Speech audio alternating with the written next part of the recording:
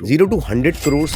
Don't bloody tell me कि you want to go to 100 crores. So पहले reason लाओ, भूख लाओ. ये जितने भी हार्वर्ड वाले लोग हैं, ये बिजनेस नहीं बनाते सर, ये बिजनेस मॉडल बनाते हैं. आज उस कंपनी के पास 4000 से ज्यादा पेटेंट है, क्योंकि कंपनी की पॉलिसी क्या है, जो सोच के अच्छा इनोवेशन आइडिया लाएगा उसी के नाम पे पेटेंट भी होगा. दुबई के लोग 50 साल पहले कभी सोच भी नहीं सकते थे कि आज की दुबई है वो हो सकती है कभी. एक विजनरी लीडर आया, आपकी अंदर की बिलीफ, अरे मैं चेंज कर दूंगा यार, कोई बात नहीं, अटक गए तो मैं कर देता हूँ, मैं जाता हूँ 100 लोगों से मिलता हूँ, 50 लोगों से मिलता हूँ, ऐसा करता हूँ, अरे सेल्स करते हैं, मेरे को नहीं आती, लॉ ऑफ एवरेज काम करेंगे, इससे हायर करते हैं, इसको पकड़ते हैं, 50 लोगों के पास जाते हैं. लोगों को जॉब की तरफ जाना चाहिए या उनको बिजनेस की तरफ जाना चाहिए? तो जॉब में भी वहां पहुंचा जा सकता है जहां 10 करोड़ 20 करोड़ 50 करोड़ रुपए का पैकेज आपको मिल सकता है, 100 करोड़ का मिल सकता है. तुझे क्या 25 ऑप्शन और चाहिए? 15 में से तू क्यों नहीं कर पा रहा?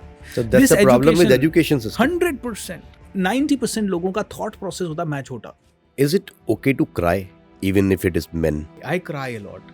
जब भी मेरी जिंदगी में कुछ अच्छा नहीं होता, I cry. लेकिन it doesn't mean that I am weak.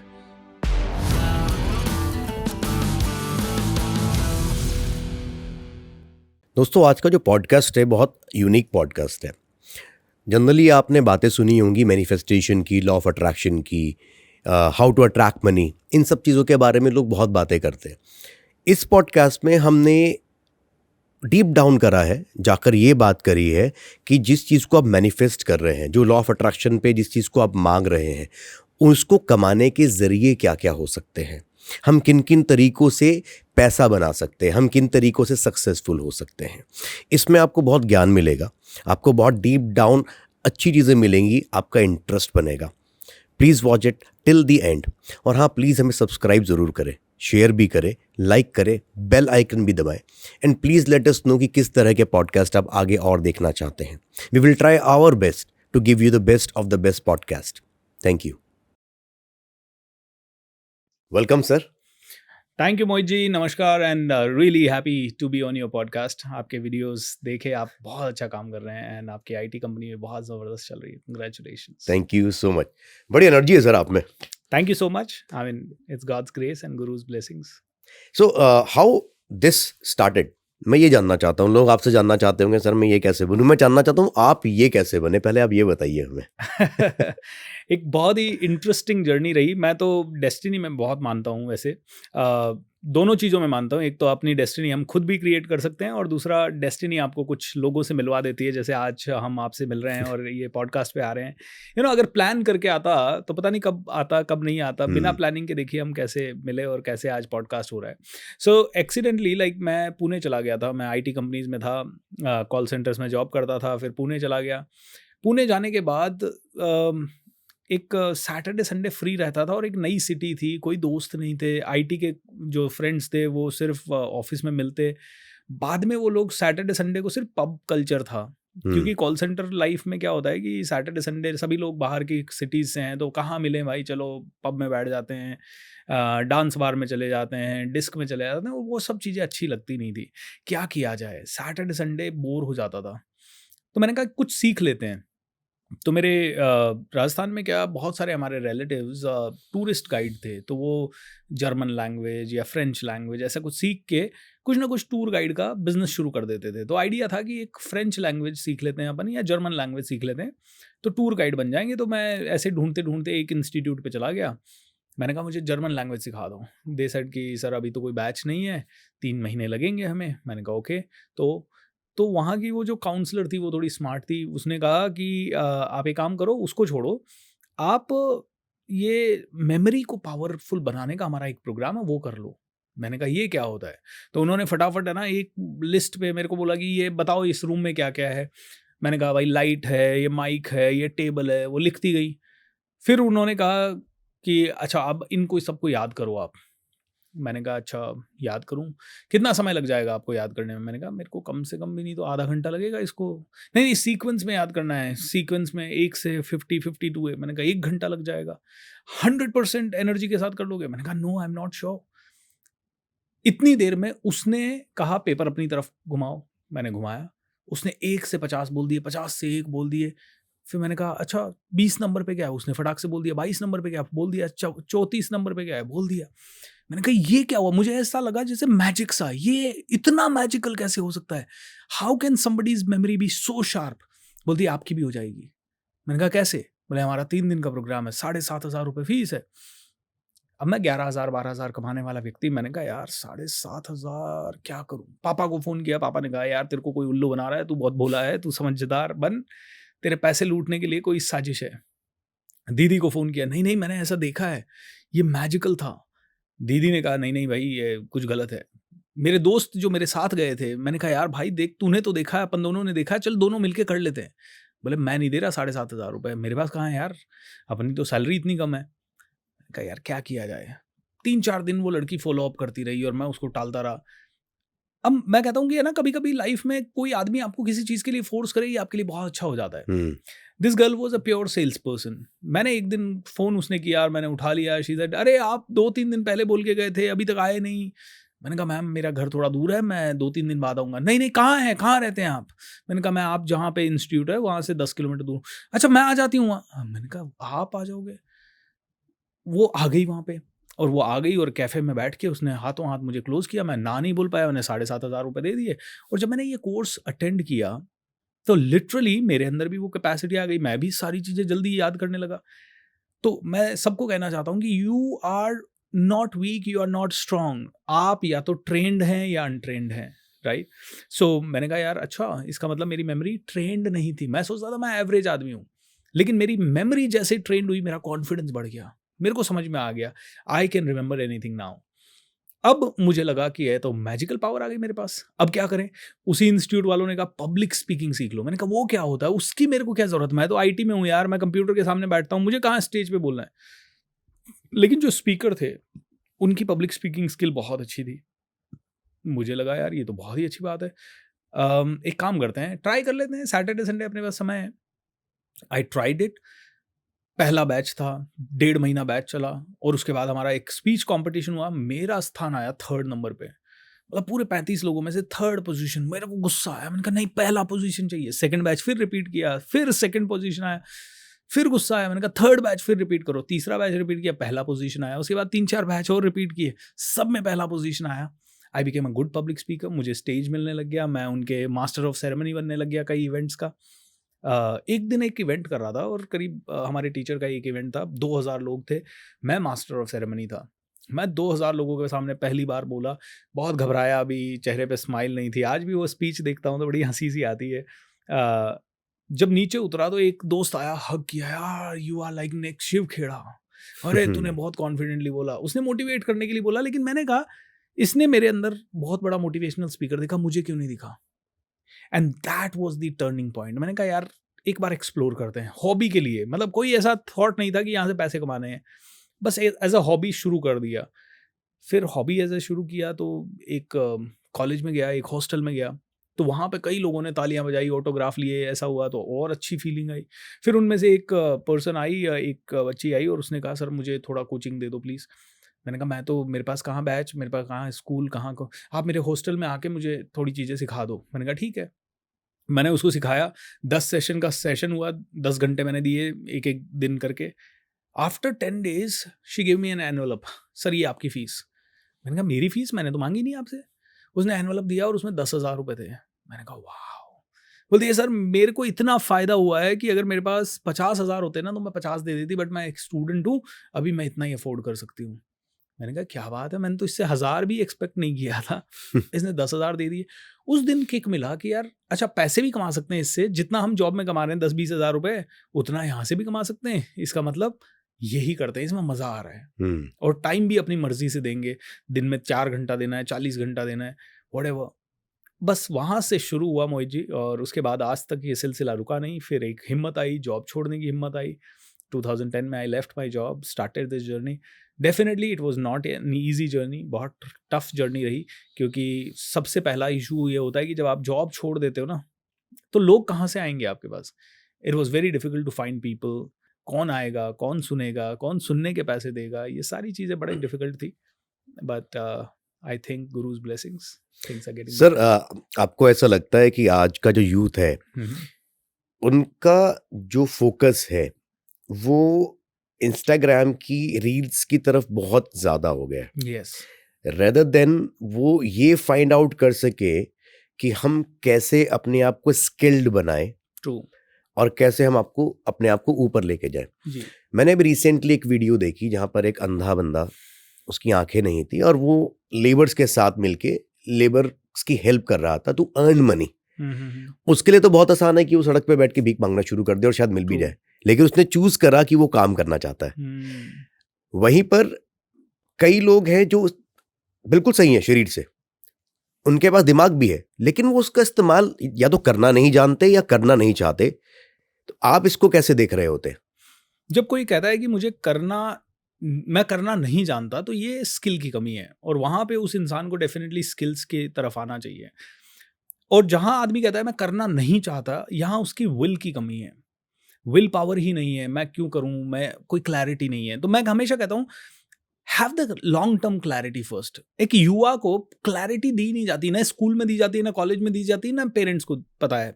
अब जस्ट इमेजिन कीजिए, मैं एक 10 साल का बच्चा हूँ, स्कूल में क्या बातें हो रही है, अरे इस सब्जेक्ट में कितने मार्क्स आए, अरे तूने ये पढ़ाई की क्या, अरे तेरे एग्जाम आने वाले हैं, अभी हाफ ईयरली आने वाली है, अभी टीचर ये इंटरव्यू लेगी, ये कंप्यूटर पे टेस्ट देना है, ये कंप्यूटर क्लास है।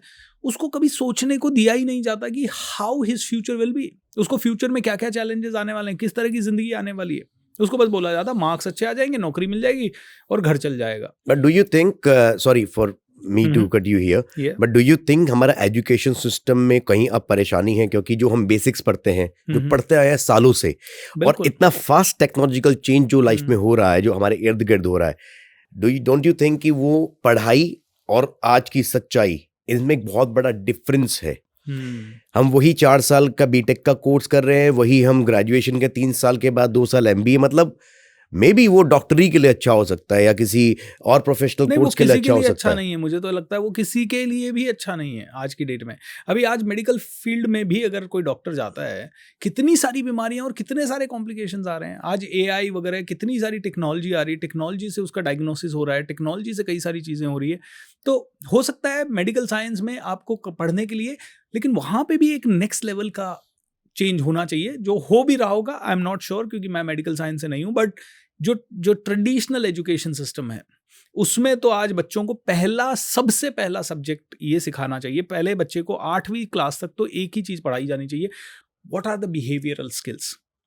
बात कैसे करोगे भाई, तुम अनजान आदमी से कैसे मिलोगे, तुम खड़े कैसे होगे, स्टेज पे कैसे आओगे, सेल्स कैसे करोगे, मार्केटिंग कैसे करोगे, या तुम बड़ा से बड़ा आदमी मिल गया, हजारों लोग आ गए, इंटरनेट से आ गया, कैसे अपनी ब्रांड बनाओगे। आई think this is the most relevant topic today.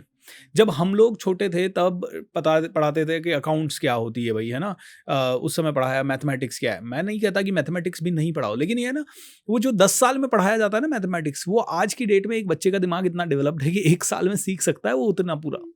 तो कई लोग कहते हैं कि नहीं नहीं, वो कहाँ सीखता था, 10वीं के एग्जाम में भी उसको समझ में ही नहीं आता था। वो इसलिए क्योंकि उसका इंटरेस्ट नहीं था। आप उसमें इंटरेस्ट डेवलप करो। तो इंटरेस्ट कैसे डेवलप होगा? जब बच्चे को सारी प्रैक्टिकल चीजें सिखा दी। 5वीं साल के बच्चे को मैं तो कहता हूँ, अगर एक क्लैरिटी आ जाएगी मुझे फ्यूचर में ये करना है, तो आप देखो वो 20 साल की उम्र तक तो सुपर हीरो बन जाता है उस फील्ड का। आप एग्जाम्पल चलो स्पोर्ट्स की दुनिया का ले लो, म्यूजिक की दुनिया का ले लो, एथलेटिक्स की दुनिया का ले लो, योगा की दुनिया का ले लो, ओलंपिक्स का ले लो। 10 साल के बच्चे को जब पता होता है कि मुझे ओलंपिक्स में जाना है, कई बार 20 की उम्र में वो ओलंपिक्स में होता है, वो उसी तरह से तैयारी करता है। लेकिन यहाँ आप देखिए 25 साल का आदमी हो जाता है और सोचता है क्या करूं, मैं कोच हूं, मेरे पास रोज ऐसे हजारों लोग आते हैं जो 40 साल के हो गए, 30 साल के हो गए, 35 साल के हो गए, कह रहे क्या करूं सर। अरे भाई तेरे पास ऑप्शन क्या क्या है? ये 15 ऑप्शन है। वो खुद ही उससे जब पूछते क्या क्या ऑप्शन है, ये 15 ऑप्शन है सर। तो कौन कौन से तूने इवेल्युएट करे? नहीं सर। तूने रिसर्च किया? नहीं सर। क्यों नहीं किया? तुझे क्या 25 ऑप्शन और चाहिए? 15 में से तू क्यों नहीं कर पा रहा? नहीं सर, डर लगता है। तो डर का तो कोई इलाज नहीं है, करके देखेगा तो ही पता चलेगा। अच्छा तो फिर मत कर। नहीं नहीं, करना तो है। अच्छा तो करना है तो कब करेगा? कौन सा मुहूर्त है तेरे? 50 साल पहले भी तू यही सोच रहा था, 20 साल पहले भी यही सोच रहा था, 10 साल पहले भी यही सोच रहा, 60 साल का व्यक्ति भी सोच रहा है मैं क्या करूं, 25 साल का व्यक्ति भी सोच रहा है मैं क्या करूं। आप सोचिए ना, क्लैरिटी किधर है? So that's the problem with education system. 100%. This is education system problem, this is parental problem. घर में जाता है, आप देखिए मिडिल क्लास फैमिली की टेबल पे क्या बात होती है। आज तेरे चाचा जी का कार्ड आया था, उसमें टाइम पे नहीं दिया ठीक है, अरे तेरा वो वाला दोस्त, उसके तो मार्क्स अच्छे आए, अरे तेरे वो मासा जी ऐसा कह रहे थे, अरे तेरे फूफा जी आए थे और वो तुझे बुला रहे थे घर पे, अरे आज तो मेरा दिन ही खराब रहा। मतलब all the communications, 90% of the communications are not growth oriented. 95% बोलूंगा, मैं तो कहूंगा 99% घरों में growth oriented communication ही नहीं है। सिर्फ इतना कम्युनिकेशन, पढ़ाई की, बच्चा उस पिता को फेस ही नहीं करना चाहता। बच्चा शाम को बोले यार फिर बैठूंगा, फिर पूछेगा पढ़ाई की, फिर बैठूंगा, फिर पूछेंगे अरे तेरे मार्क्स कितने आए, अरे तेरा गेम कैसा हुआ, ज्यादा से ज्यादा इतना ही पूछेंगे। But nobody knows what to talk about the future and how to talk. फिर जैसे ही एक बच्चा आता है कॉलेज में, सुनता है आजकल क्रिप्टो करेंसी बहुत जबरदस्त चल रहा है पापा, फालतू की बात नहीं करनी, चुपचाप पढ़ाई लिखाई में दिमाग लगा। तो 90% of the communications are not growth oriented, and जिसके कारण एक बच्चे को ना घर में वो माहौल मिल रहा है, ना स्कूल में वो माहौल मिल रहा है, and I think that's really a disaster. एक कंट्री है, आपकी बातों से मेरे को याद है, Japan. I think they are more skilled जिस तरह की कंडीशन से वो निकले हैं। करेक्ट। अगर हम वहाँ पे देखेंगे तो बच्चों की अपब्रिंगिंग बहुत अलग तरीके से होती है। अगर इंडिया में उस तरह से करने लग जाएंगे तो हो सकता है पेरेंट्स स्कूल में जाके लड़ना शुरू कर दे। वहाँ बच्चों को कहा जाता है कि आप टॉयलेट साफ करिए स्कूल के अंदर। उनको कहा जाता है कि आपने जिस प्लेट में खाना खाया उसको आप खुद धोएंगे। आप में लाइन में लगने की क्षमता होनी चाहिए। आपको थैंक यू सॉरी कहना आना चाहिए जी। हमारे यहाँ पर बच्चों को बचपन से एटीट्यूड सिखा दिया जाता है कि बेटा आप ये नहीं करोगे, अरे तेरा बाप इतना कमाता है, तू ये करेगा क्या, मौसी को बोल दे वहां से ले आ, ये and that's why I think we हमारे में इनग्रेव कर दिया जाता है कि आपको ऐसा ही जीना है। हम वैसे ही जीते हैं। हॉस्पिटैलिटी इंडस्ट्री के अंदर आप जाइए, आप होटल में जाके क्या एक्सपेक्ट करते हैं? एक बंदा आएगा, बैग उठाएगा, ऊपर जाएगा, उसका यस सर करेगा। सर आप यूएस जाइए, आपको अपना बैग भी खुद उठाना पड़ेगा, आपको रूम सर्विस भी नहीं मिलेगी, आप नीचे आइए पानी लीजिए, अच्छे से अच्छे होटल की बता रहा हूँ मैं आपको। बड़ा सरप्राइजिंग एक्सपीरियंस था। मैं तो गया था यूएस, अरे आपने तो अब बेल बजाएंगे आ जाएगा, सर सेल्फ सर्विस है। अरे what is this nonsense, self service. लेकिन वहाँ है इनफैक्ट, एंड एक चीज आपने नोटिस की होगी, जितने भी वेटर्स हो, चाहे वो सामान उठाने वाले हो, बेल बॉयज हो, कुछ भी हो, they are very confident. उनको शर्म नहीं है। ये इंडिया में जो है ना, अरे मैं तो छोटा आदमी हूँ, ये बड़ा आदमी हूँ, उनको कुछ नहीं लगता है ऐसा। Sir the best thing I tell you, आप सड़क पर चल रहे हैं, आप उस बंदे को जानते नहीं जानते, वो झाड़ू लगा रहा है, लेकिन वो आपसे स्माइल करके पूछेगा हाय हाउ आर यू, बस बात खत्म। उसको नहीं फर्क पड़ता वो क्या काम कर रहा है। सर बड़े बड़े मिनिस्टर्स के बच्चे भी वहाँ मैकडी में जाके वहाँ पे काम कर रहे होते हैं। दे डू नॉट फील कि कोई काम छोटा या बड़ा है। हमारे यहाँ पे काम को छोटा बड़ा मीडियोकर ये आका जाता है। And I want to understand from you, is this a problem from the society? ये हमारा डेफिनेटली एक सोशल स्ट्रक्चर, एनवायरमेंटल स्ट्रक्चर ही है कि हमें बताया जाता है कि पैसे वाला आदमी बड़ा है। मैं हमेशा अपने ऑर्गेनाइजेशन में बोलता हूँ यार, मतलब सॉरी, मैं हमेशा अपनी टॉक्स में बोलता हूँ, तुम्हें बचपन से सिखाया गया, देखो उनके पास बड़ा घर है, देखो वो बड़ा काम कर रहा है, देखो वो आदमी बहुत बड़ा है, देखो वो बड़ा मतलब आप कौन हो गए? मैं छोटा। और आपकी आइडेंटिटी क्या हो गई? अरे यार हम तो छोटे हैं, हम तो आप 90% लोगों का थॉट प्रोसेस होता है मैं छोटा, मैं एवरेज। इसको हम बोलते हैं सेल्फ डेप्रिकेशन, खुद को कम समझना। फिर आदमी क्या क्या हीन भावनाएं लाता है, यार मेरी तो एजुकेशन कम है ना इसलिए मैं ज़्यादा अच्छा नहीं कर पा रहा, यार मैं तो गांव में रहता हूँ ना इसलिए, यार हमारे पास तो घर ही छोटा है, यार हमारे पास तो पैसा ही कम है, यार मेरे पापा की तो सैलरी कम है, हम तो बड़े हैं ही नहीं। तो जब आदमी जिंदगी भर ये सोचता हुआ बड़ा हुआ है कि मैं बड़ा हूँ ही नहीं, मैं इनफ नहीं हूँ, आई ऑलवेज टेल इट कि ये बिलीफ सिस्टम होता है आई am not enough.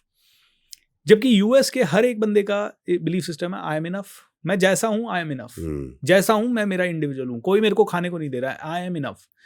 So this is I am not enough and I am enough. ये जो छोटा सा बिलीफ सिस्टम चेंज है ना, this makes people behave the way they behave. जिसका बिलीफ सिस्टम है आई एम नॉट इनफ, वो हर जगह पे उसका कॉन्फिडेंस लो रहेगा, वो शर्माएगा ज़्यादा, वो हीन भावना में रहेगा, वो जेलसी में रहेगा, वो कंप्लेनर्स रहेगा। और कंप्लेनर कैन नॉट क्रिएट। मैं कहता हूँ creators never complain, complainers never create. तो but how do you see this कि what level of education is important? क्योंकि हमने बहुत सारे एग्जाम्पल्स ऐसे भी देखे जो लोग बहुत ज्यादा पढ़े लिखे नहीं है, ट्रू, वो ड्रॉप आउट्स भी हैं। They have created the biggest of the companies in the world. Yes. Microsoft is one of the example. And even आप Microsoft नहीं, यहीं ओखला इंडस्ट्रियल एरिया में चले जाइए, पूना में चले जाइए, मुंबई में 80% factory owners, 70% factory owners are not even 12th pass probably, or they are diploma holders and they have employed people from MBA colleges from तो ये क्या मैथ्स होती है? ये कैसे होता है? ये क्या ब्रेन का कमाल है? ये डिसीजन मेकिंग का कमाल है, ये पर्सनैलिटी का कमाल है। तो मैं हमेशा एक सवाल पूछता हूँ लोगों से, एजुकेशनल ग्रेड्स, आईक्यू और पर्सनैलिटी, ये 3 चीज़ें, 3 ऑप्शन है आपके पास और आप एक ही चुन सकते हो, क्या चुनोगे? कोई कहेगा मैं आईक्यू चुनूँगा, यार आईक्यू जिसका अच्छा है वो ज़्यादा ग्रो कर सकता है। कोई कहता है मैं एजुकेशनल ग्रेड चुनूँगा, बहुत अच्छी एजुकेशन है तो मैं बहुत आगे बढ़ सकता हूँ।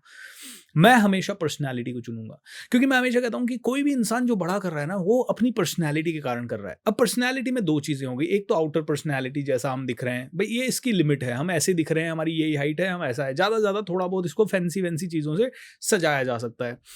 But inner personality, how you think. अब देखिए, जो बहुत ज़्यादा पढ़ लिया है, अब उसके पास क्या थॉट चल रहा है, मैं छोटा काम करूँगा, मैं पानी पूरी का ठेला लगाऊँगा, मैं कोई छोटी ग्राइंडर लेके छोटी काम थोड़ी करूँगा, मैं थोड़ी एसी रिपेयर करूँगा।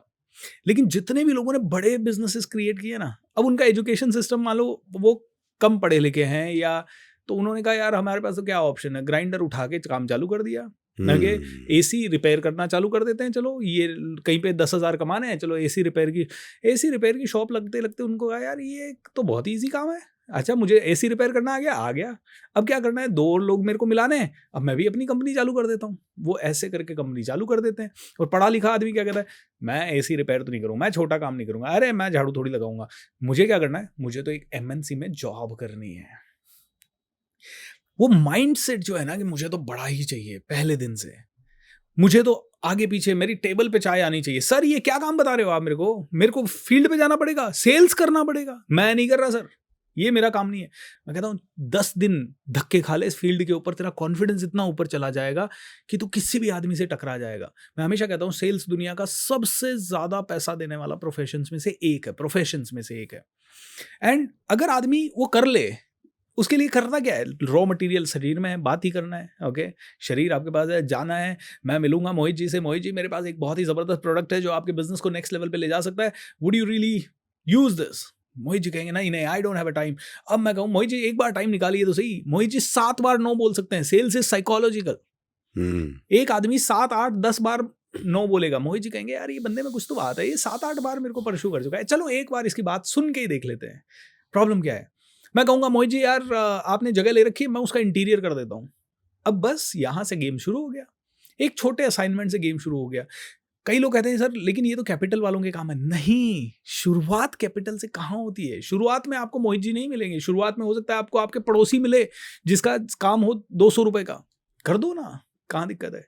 बस वहां से गेम। तो मैं यहाँ कहता हूँ कि एंटरप्रेन्योरशिप एटीट्यूड, जो कम पढ़ा लिखा आदमी है वो कहता है यार मेरे को जॉब तो मिलनी नहीं है, जब मेरे को जॉब ही नहीं मिलनी है तो मैं क्या करूं, खुद का धंधा करूं या मजदूरी करूं। मजदूरी करते करते उसको आइडिया आ जाता है, भूख सब में होती है ग्रोथ की। तो जो कम पढ़े लिखे लोग हैं, मैंने ये देखा है उनकी साइकोलॉजी ये होती है कि सबको धंधा करना है, पढ़े लिखे को भी धंधा करना है, कम पढ़े लिखे को करना है। जो कम पढ़ा लिखा आदमी है वो छोटे मोटे बिजनेस में या जॉब में घुस जाता है और वहां वो देखता है यार इसकी बात तो सुननी नहीं है, वहां अनऑर्गेनाइज काम होता है तो वो जल्दी फ्रस्ट्रेट हो जाता है। तो वो जल्दी कुछ ना कुछ करना चाहता है, बस वो वहाँ से शुरू करता है। और फिर तो करते करते एक बार यात्रा पे निकल पड़े ना, तो आप बहुत लंबी यात्रा आराम से कर लोगे। व्हाट डू यू सजेस्ट, लोगों को जॉब की तरफ जाना चाहिए या उनको बिजनेस की तरफ जाना चाहिए? और अगर जो भी आप ऑप्शन देते हैं, देखिए हम ये तो नहीं कह सकते कि 100% का रेशियो हो सकता है, ट्रू। लेकिन दोनों ही लोग अपनी अपनी फील्ड्स में किस तरह से अपने आप को बेस्ट ऑफ द बेस्ट निकाल के ला सकते हैं? मैं तो एक ही चीज़ कहूँगा कि हर आदमी चाहे वो जॉब करे चाहे बिजनेस करे, उसका माइंडसेट हमेशा एंटरप्रेन्योरियल होना चाहिए। अब एंटरप्रेन्योरियल माइंडसेट की नंबर 1 खासियत, सबसे पहली खासियत, मुझे अपने काम में बेस्ट बनना है। ठीक है। नंबर 2 जितने भी एंटरप्रेन्योरियल माइंडसेट के लोग होंगे वो कहेंगे मेरे पास 8 घंटे का समय है यार, मैं इसी 8 घंटे में मैक्सिमम क्या करूं, मेरे सारे आसपास के लोग इतना ही कर रहे हैं, मैं इसका डबल कैसे करूं, मैं इसका 3 गुना क्या करूं। अच्छा, ये काम के अलावा मैं और क्या रिस्पॉन्सिबिलिटी ले लूं। तो मैं हर बार लोगों को कहता हूं कि आप जॉब कर सकते हैं या बिजनेस कर सकते हैं, पहले तो अपना खुद का एनालिसिस करें कि what am I really comfortable with. मैं खुद का पैसा खुद की रिस्क लगा के काम करना चाहता हूं या मैं दूसरे का पैसा दूसरे की रिस्क पे काम करूं या दूसरे के इंस्ट्रक्शन के हिसाब से काम करूं। आपकी स्ट्रेंथ आपने देख ली, दोनों में ही बड़ा बना जा सकता है। जॉब में आप देख लीजिए सत्या नाडेला, सुंदर पिचई और भी हज़ारों लोग, मैं चंद्रू कार्डलू जी से मिला जो कि प्रेस्टीज के सीईओ हैं, जॉब में थे, सेल्समैन थे उसी कंपनी में और आज 30 साल के अंदर उसी कंपनी के सीईओ हैं, राइट। तो जॉब में भी वहाँ पहुँचा जा सकता है जहाँ 10 करोड़, 20 करोड़, 50 करोड़ रुपए का पैकेज आपको मिल सकता है, 100 करोड़ का मिल सकता है। सुंदर पिचई 1800 करोड़ रुपए कमा रहे हैं या उससे ज़्यादा कमा रहे हैं शायद। तो I think job can also really give you that fulfilment, right. लेकिन आप जॉब को सीईओ की तरह कर रहे हैं क्या? जॉब को आप एक बिजनेस की तरह कर रहे हैं क्या? 90% लोग जॉब को कैसे कर रहे हैं? यार काम पे फिर जाना है क्या यार, आज 10 बजे पहुंचेंगे, शाम को 6 बजे कैसे निकल जाऊं। और वो जो 10 से 6 है उसमें भी आधे घंटे के लंच ब्रेक को उन्हें 1 घंटा करना है, 15 मिनट के चाय ब्रेक को उन्हें 25 मिनट करना है, और जो बाकी का टाइम 2 घंटा प्रोडक्टिविटी का मिला है उसमें भी उन्हें मेल भी चेक करनी है, सोशल मीडिया भी चेक करना है, फ़ोन भी चेक करना है, फ़ोन पे बात भी करनी है और सारा distraction. And then they want कि मेरे को तो करोड़ों मिले। भाई तेरा एटीट्यूड ठीक नहीं, तेरी पर्सनालिटी ठीक नहीं, तेरे पास ज़बरदस्त स्किल्स नहीं, तू नॉलेज भी नहीं ले रहा नेक्स्ट लेवल की, तू वहाँ पे जहाँ मन लगा के तुझे काम करना चाहिए वो भी नहीं कर रहा, तो फॉरगेट अबाउट ग्रोथ। तो जॉब करो या बिजनेस करो, पहले तो मैं तो कहूँगा बिजनेस ही करना चाहिए आदमी को ज़्यादा से ज़्यादा, लेकिन हर आदमी नहीं कर पाएगा, उसको एनालिसिस करके डिसाइड कर लेना चाहिए। ट्राई ज़रूर करो बिजनेस, फेल हो जाए वापस जॉब में आ जाओ, कोई प्रॉब्लम नहीं है। पहले शुरुआत में आप जॉब कर लो थोड़े दिन के लिए, लेकिन जॉब एंटरप्रेन्योर माइंडसेट से करो ताकि आपको जल्दी सीखने को मिल जाए, फटाफट सीखने को मिल जाए। मैंने कई सारे लोग ऐसे देखे जो बड़े ओवर कॉन्फिडेंट रहते हैं अपनी लाइफ में। उनको लगता है कि सब कुछ वही कर रहे हैं, अरे मैं कर लूंगा, अरे तेरा भाई ऐसा, अरे तेरा भाई वैसा, लेकिन एक्चुअल लाइफ में वो जीरो होते हैं। मैंने ऐसे बहुत लोग देखे हैं, दे टॉक अ लॉट, और जब करने की बारी आती है वो जीरो हो जाते हैं। दे विल आस्क यू, आप बताओ कैसे करना है। तो अगर आपने ही बताना है तो आपका क्या काम है। ट्रू। तो ऐसे लोग क्या आप देखते हैं कि ज्यादा फेलियर की तरफ जाते हैं जिनको ओवर कॉन्फिडेंस होता है, लेकिन वो या तो हम उसे ओवर कॉन्फिडेंस कह सकते हैं या हम उनको अनस्किल्ड कह सकते हैं कि वो सिर्फ शो ऑफ करने की कोशिश कर रहे हैं बाहर की दुनिया को, inside there they know it. So ऐसे लोगों को कैसे सही करा जा सकता है? सही करने से पहले ऐसे लोग एक्सेप्ट तो करें कि मेरे अंदर कमी है। ऐसे लोगों का एक ही प्रॉब्लम होता है, they don't want to accept. वो हमेशा प्रूव करने में लगे रहते हैं, इंप्रूव करने में नहीं लगते। जो भी आदमी सिर्फ प्रूव करने में लगा रहता है, मुझे उसको दिखाना है, तो अभी मैं कैसे दिखाऊं, स्किल तो है नहीं, तो बस उसको थोड़ा ओवर कॉन्फिडेंस में बोल दो, अरे हो जाएगा काम, अरे तेरे को इतना ही नहीं आता। तो इनका एक मेजर एटीट्यूड होता है दूसरे को इतना छोटा फील करा दो कि अब मैं अपने आप बड़ा हो जाऊं। तो ये हर जगह क्रेडिट लेना चाहते हैं, हर जगह अपने आप को इम्पोर्टेंट, लेकिन इनके अंदर वो real skill, real talent, real चीज़ नहीं है। तो सबसे पहले तो मैं यहाँ पे एक चीज़ यूज़ करता हूँ ऐसे लोगों के साथ, जिसको बोलते हैं रियलाइजेशन टॉक। मेरा मानना ऐसा है कि मेरे कहने से कोई नहीं चेंज होगा, ना मोहित जी के कहने से कोई चेंज होगा। कोई भी इंसान अगर चेंज होता है तो तब चेंज होता है जब उसको रियलाइज होता है कि यार ये तो मेरे में गलती है और इस गलती के कारण मेरा ये नुकसान हो सकता है। तो हम उसको हमेशा कहते हैं, भाई सुन, ठीक है, तेरे अंदर अभी तेरा कॉन्फिडेंस अच्छा है, हाँ अच्छा है साहब, तेरे पास आइडियाज अच्छे हैं, हाँ अच्छे हैं, फिर तू इतने 10 सालों में धक्के क्यों खा रहा है? 10 सालों में क्यों नहीं सफल हो पा रहा? और अगर यही तरीके से तू अगले 10 साल चलता रहा तो what do you think you will be able to do it? हाँ सर मैं कर लूंगा, अरे सर चिंता मत करो आप। 10 साल में क्यों नहीं कर पाया? उसका रीजन है, ओ वो पापा के पास पैसा नहीं था, वो ऐसा हो गया था, वो भाग गया। भाई मैं तेरे को हकीकत बताऊं, पहले साल एक बिजनेसमैन ऐसे ही मेरे पास आए, मैंने कहा सर अब तो सच बोल लो। मैंने कहा 10 साल पहले आप सफल नहीं हो पाए क्योंकि बिजनेस नया था। You remind me of one movie. 9 साल पहले आप क्यों नहीं सफल हो पाए? क्योंकि वो आ गया था, रिसेशन आ गया था।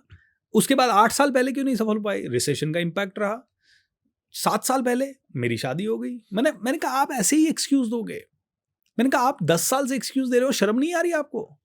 आप फालतू की बकवास कर रहे हो, आप सच कब बोलोगे? जब ऐसे मैं कभी कभी एज ए कोच मुझे ऐसी बात करनी पड़ती है, क्योंकि मेरा काम नहीं है उसको इंप्रेस करना। I am not here to impress anybody, I am here to just change his life completely. मेरे को पैसा उसी चीज का मिला है, वो 2 लाख रुपए दे के, लाख रुपए दे के, 5 लाख दे के मेरे प्रोग्राम में आ गया है।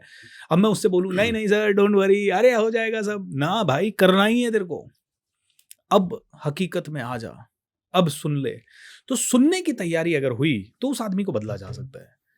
सुनाने के लिए भी कई बार ऐसे टेक्निक्स यूज करने पड़ते हैं जो साइकोलॉजिकल हो, क्योंकि वो और किसी की बात नहीं मान रहा। कई लोगों का एक कंप्लेन होता है, कोचेज अपने आसपास ऑरा बना के रखते हैं, स्टेज बड़ा होता है, पोस्टर्स वगैरह लगे होते हैं, ये सब।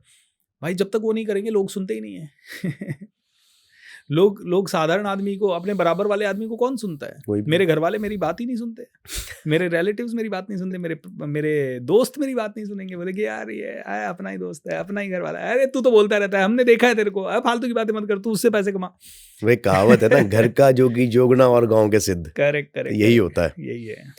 सर, एक इंसान को 0 to hmm, let's come to 100 crore only, 0 to 100 crore तक का बिजनेस बनाने के लिए हम्म, क्या क्या स्टेप्स फॉलो करने चाहिए और क्या क्या चैलेंजेस आ सकते हैं और कैसे ओवरकम करना चाहिए? करेक्ट।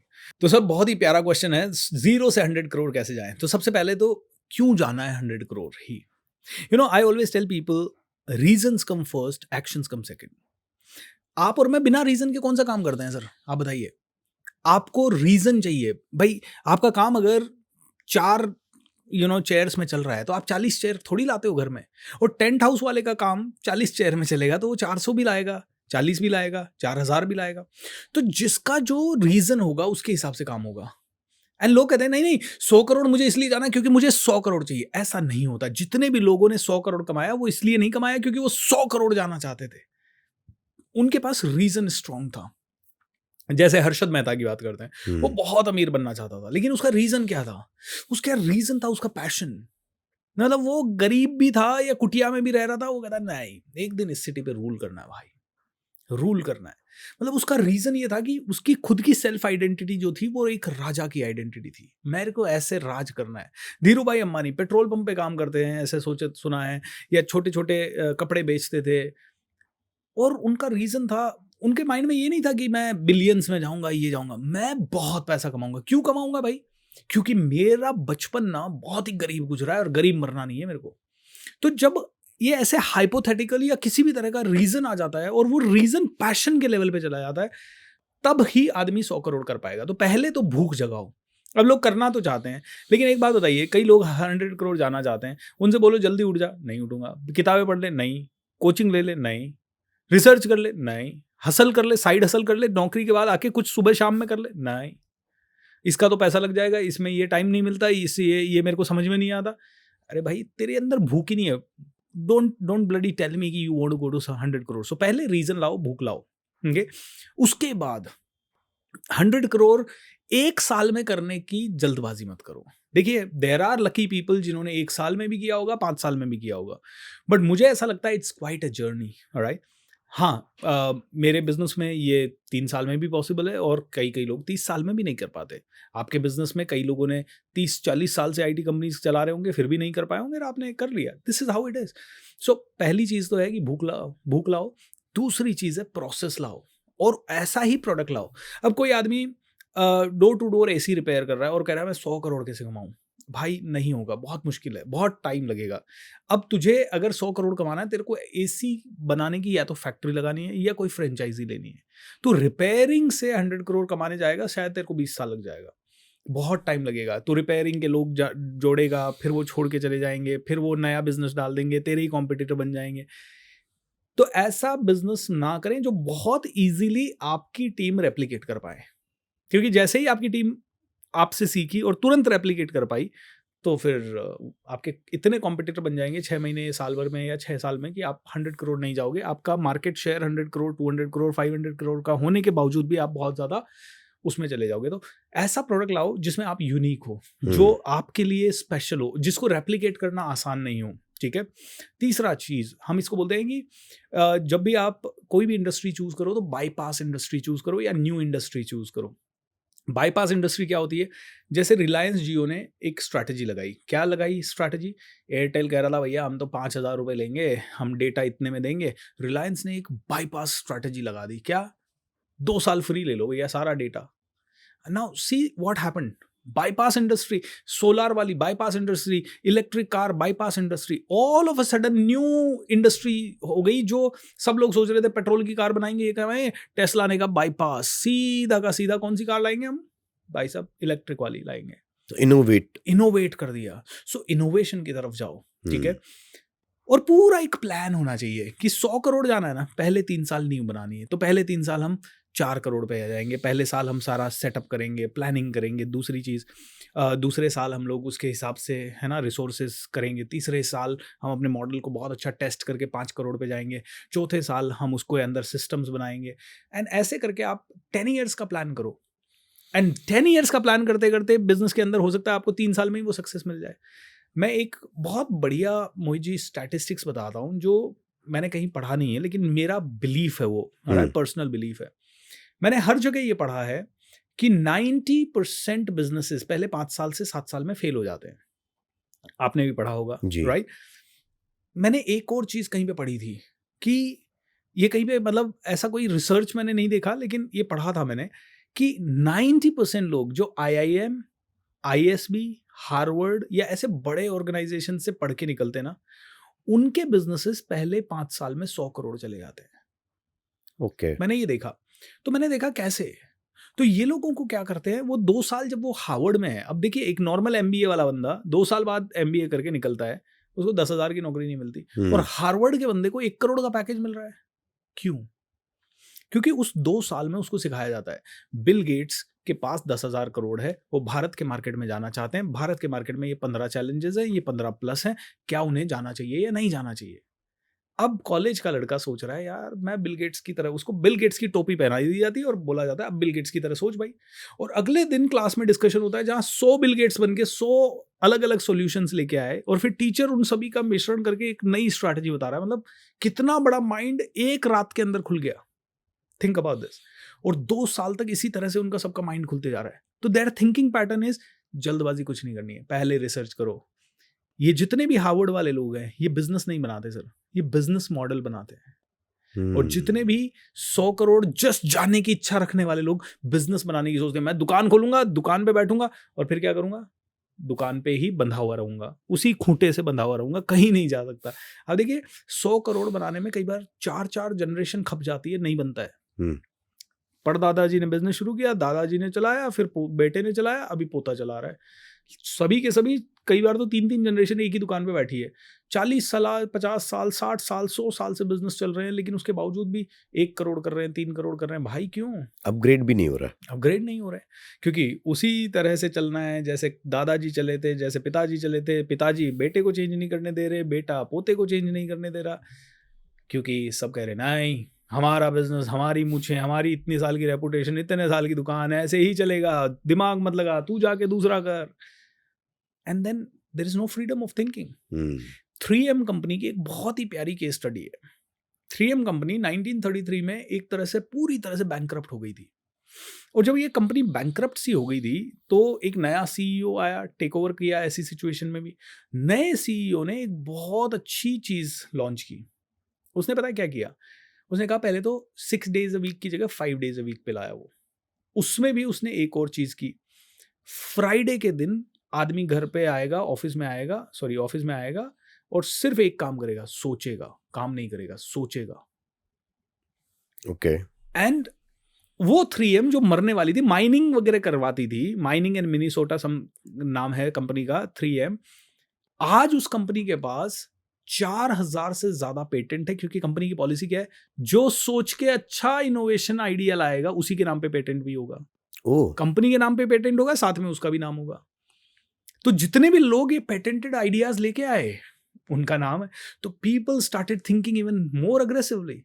एंड फ्राइडे को तुम कुछ करोगे नहीं, सोचोगे, सिर्फ सोचोगे, आओ सोचो कि how can we become great, bring the ideas on the table. But जो लोग सोच रहे होंगे, राइट, वो भी उस लेवल पर सोच रहे होंगे जो आप मुझे हार्वर्ड की या ऑक्सफोर्ड की बात बता रहे हैं।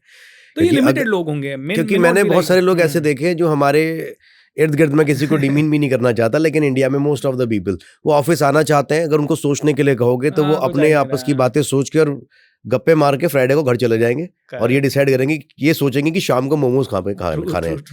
सो माइंडसेट इंसान का ना उसको पीछे लेकर जा रहा है। मुझे आपकी एक बात बहुत अच्छी लगी कि अगर आप कहीं पे जॉब भी कर रहे हो और आप अगर अपने आप को खुद को ओनर समझ के जॉब कर रहे हो ना, तो आप उस जॉब को भी इतना बड़ा कर लोगे और अपने लिए एक बड़ी स्पेस क्रिएट कर लोगे जो शायद बिजनेस में भी ना हो पाए। But people are not thinking like that. This is the biggest problem. True sir, Indian market में आज के टाइम पे how do you see Indian market की कैसे कितनी फ्रजाइल है, कितना ज़्यादा स्कोप है, क्या क्या हो सकता है, and what challenges do you see here? अभी हमारे प्रधानमंत्री जी ने भी कहा कि मेक इन इंडिया, ज़्यादा से ज़्यादा इंडिया में बनाओ। मैंने अभी थोड़े दिन पहले सुना कि अब चाइना से ज़्यादा सस्ता इंडिया में बनने लग रहा है। अब मुझे ऐसा लग रहा है कि पूरे वर्ल्ड की निगाहें इंडिया पे है। आप किसी न किसी तरह से, क्योंकि पॉपुलेशन भी बहुत ज़्यादा है, यंग पॉपुलेशन बहुत ज़्यादा है, एंड अपॉर्चुनिटीज़ बहुत ज़्यादा है, बहुत बड़ा मार्केट है हर जगह। बाकी बहुत ही ऑर्गेनाइज्ड मार्केट है। चाइना का मार्केट ऐसा है कि चाइना किसी और को एंटर करने नहीं दे रहा है, बिकॉज चाइना खुद ही सारी चीज़ें बना रहा है।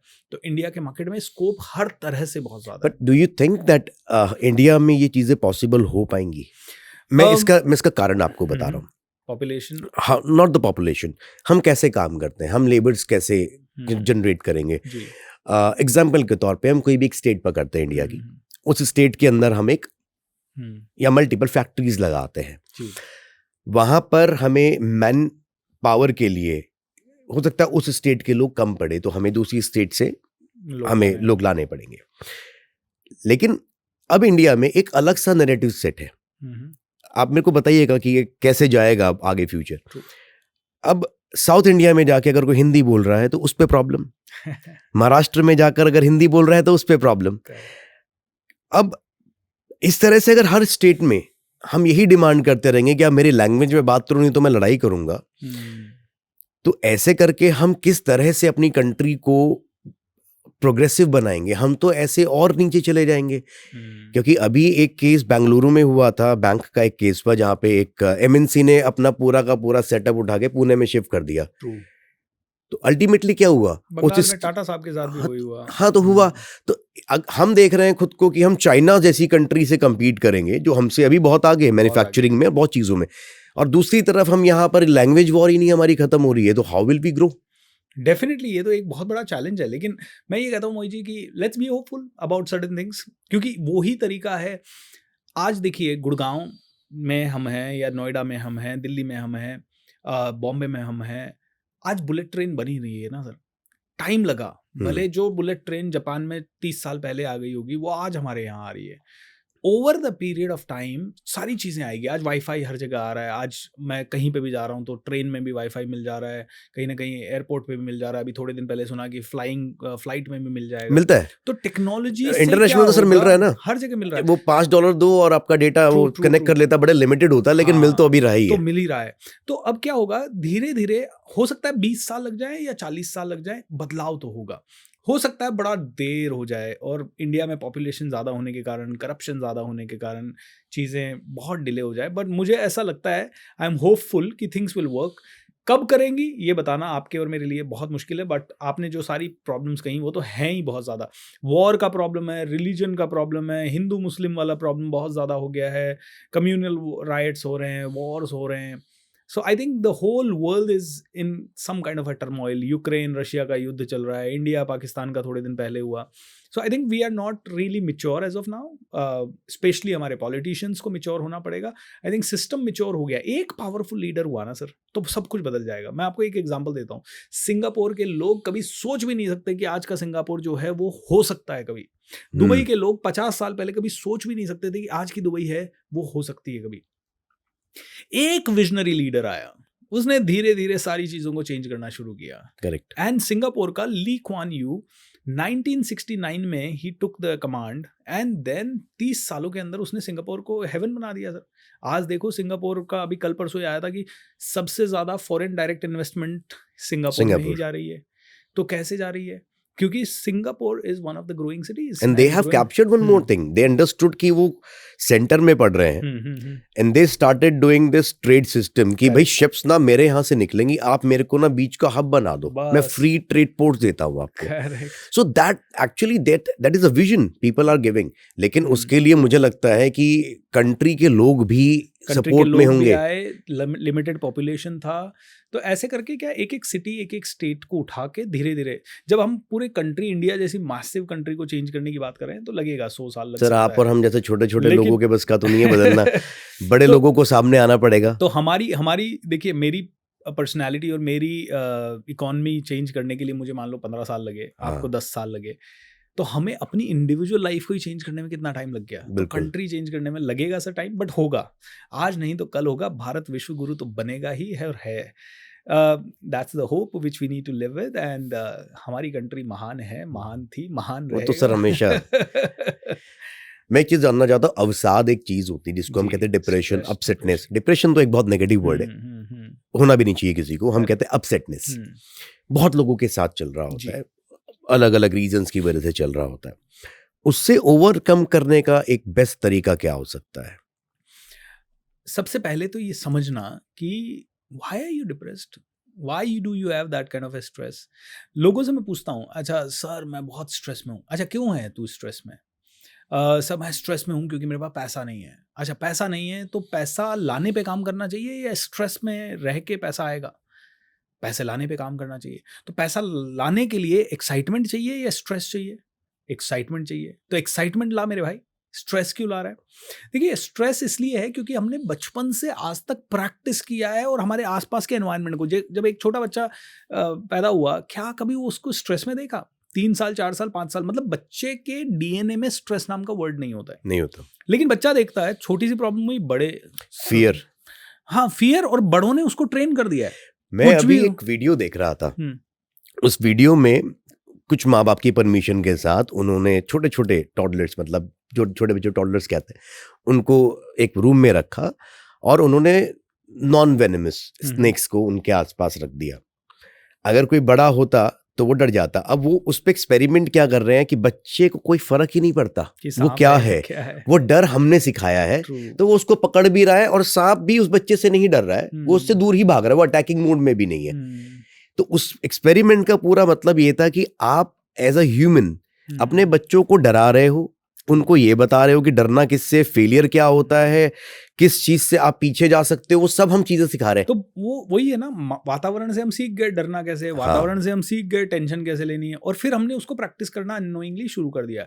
क्योंकि आप देखिए कोई बच्चे का एग्जाम आ रहा है और वो बच्चा स्ट्रेस में नहीं है, पेरेंट्स स्ट्रेस में आ जाते हैं, अबे तू स्ट्रेस में नहीं है, तेरा कल एग्जाम है, पागल हो गया तू, शांति कर, चुपचाप से बैठ। अब हमें लगता है यार मैं स्ट्रेस नहीं ले रहा हूँ, मतलब मैं अब नॉर्मल हूँ। तो आदमी क्या करता है, धीरे धीरे स्ट्रेस लेना शुरू कर देता है। इसको रिवर्स किया जा सकता है बाय माइंड प्रोग्रामिंग। हम लोग NLP, न्यूरो लिंग्विस्टिक प्रोग्रामिंग का यूज करते हैं to change people's mindset in an instant. कोई आदमी स्ट्रेस में नेगेटिव टू है, positive, your saying? Yes, negative to positive, brain की प्रोग्राम्स को चेंज कर दिए जाते हैं। जैसे आदमी पैसा क्यों नहीं कमा पा रहा है, क्योंकि उसके ब्रेन में आइडेंटिटीज या उसके ब्रेन में थॉट प्रोसेस या बिलीफ पड़े हैं, पैसा बनाना बहुत मुश्किल है, अरे लाइफ इज़ वेरी डिफिकल्ट, अरे स्ट्रेस नहीं लूंगा तो काम कैसे चलेगा, स्ट्रेस नहीं ले रहा इसका मतलब लोग मेरा मजाक उड़ाएंगे। सो ऐसे बहुत सारे थॉट प्रोसेस उसके माइंड में बचपन से होते होते स्टैक हो गए हैं। एंड ये अननोइंगली प्रोग्राम्स हैं। जैसे मैं बात करते समय ऐसे हाथ हिला रहा हूँ, ये मेरा एक प्रोग्राम है जिसने, मैंने पब्लिक स्पीकिंग की है जिस तरह से सीखी है, तो मेरी जो बॉडी काम कर रही है, it's a program in my head, जो कि कंप्यूटर के उसी प्रोग्राम की तरह काम कर रहा है, जहाँ कमांड देते ही ये सॉफ्टवेयर खुल गया, ये एप्लीकेशन खुल गई, जो कमांड दिया वहाँ से वो चीज़ खुल गई, व्हाट्सएप पे क्लिक करते ही व्हाट्सएप चालू हो गया। ऐसे ही हमारे प्रोग्राम्स ऑटोमेटिकली चालू हो रहे हैं। कहते हैं कि we are a programmed machine. इतने सारे प्रोग्राम हमारे पास ऑटोमेटिकली आ गए हैं। आप सुबह उठ के कौन सा पैर ज़मीन पे पहले नीचे रखोगा, it's a programme.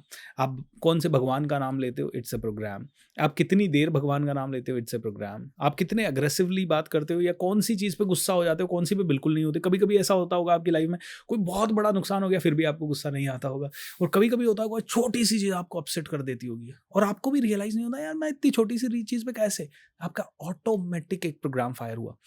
But the good news is ये सारे प्रोग्राम चेंज किए जा सकते हैं, किसी भी उम्र में चेंज किए जा सकते हैं, और इनको चेंज करने के लिए बहुत ज़्यादा समय नहीं लगता। मैं आपको 10-5 एग्जांपल्स देता हूँ।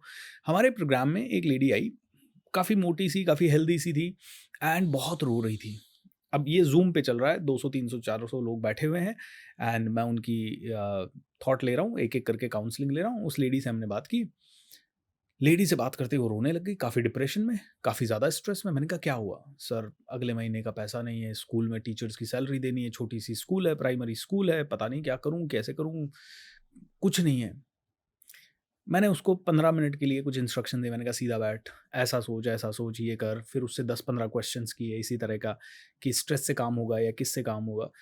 15 मिनट के अंदर हर बॉडी लैंग्वेज वाला वाइब्रेशन, कंप्लीट वाइब्रेशन चेंज, पूरा हंसमुख, ये वो। सर 30वें दिन वो हमारे एक प्रोग्राम में आई, पुणे में मेरे ऑफिस में आई मुझे मिलने, and she said sir miracle हो गया मेरे साथ। बोले सर मेरे पास कोई पैसा नहीं था, मैंने 15 लाख रुपए कमा लिए, कैसे पता नहीं। 2-3 महीने बाद फिर से एक प्रोग्राम में आई, बोलती है मैंने 33 लाख रुपीस कमा लिए। आई मीन मैंने उससे पूरा प्रोसेस पूछा तो उसने बताया सर मैंने ये किया ये किया ये किया। तो हम हमेशा कहते हैं लोग स्ट्रेस में तब आते हैं जब वो सोचते हैं कि मेरे पास रिसोर्सेज नहीं है। मैं हमेशा उनको याद दिलाता हूं कि रिसोर्सेज की कमी नहीं है, रिसोर्सफुलनेस की कमी है। वो कहते हैं क्या होता है रिसोर्सफुलनेस? रिसोर्सफुलनेस मतलब आपकी अंदर की एक कैपेसिटी, आपकी अंदर की बिलीफ, अरे मैं चेंज कर दूंगा यार, कोई बात नहीं, अटक गए तो मैं कर देता हूँ, मैं जाता हूँ 100 लोगों से मिलता हूँ, 50 लोगों से मिलता हूँ, ऐसा करता हूँ, अरे सेल्स करते हैं, मेरे को नहीं आती, लॉ ऑफ एवरेज काम करेंगे, इससे हायर करते हैं, इसको पकड़ते हैं, 50 लोगों के पास जाते हैं। एक आदमी आया सर मेरे को बिजनेस चेंज करना है उसके लिए, लेकिन आदमी नहीं मिल रहा। मैंने कहा कितने इंटरव्यू लिए पिछले 2 महीने में? 3 इंटरव्यू लिए। 300 क्यों नहीं लिए? अरे सर 300 कहाँ से लाऊं? अरे दे ना, न्यूज़पेपर में एडवर्टीजमेंट दे, जा किसी प्लेसमेंट एजेंट। अरे सर वो तो मैंने नहीं किया। तो 3 कैसे आए? मैंने अपने दोस्तों को बोला, मैंने कहा तेरे दोस्त क्यों सोचेंगे तेरे बारे में भाई, 300 का इंटरव्यू ले, बेरोजगारों की कमी है क्या? हाँ बात तो सही है।